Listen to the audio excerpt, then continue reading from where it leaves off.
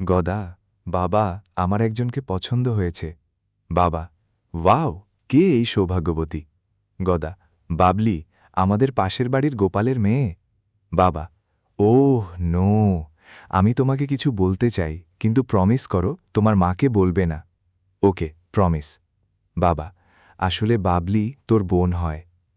অনন্য পায় গদা বাবলিকে ভুলে গেল। আবার 2 মাস পর। গদা, বাবা, আমি প্রেমে পড়েছি, আর ওই মেয়েটা অনেক সুন্দর।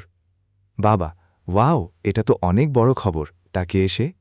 গদা, বুলটি, আমাদের পাশের বাসার গোবিন্দবাবুর মেয়ে।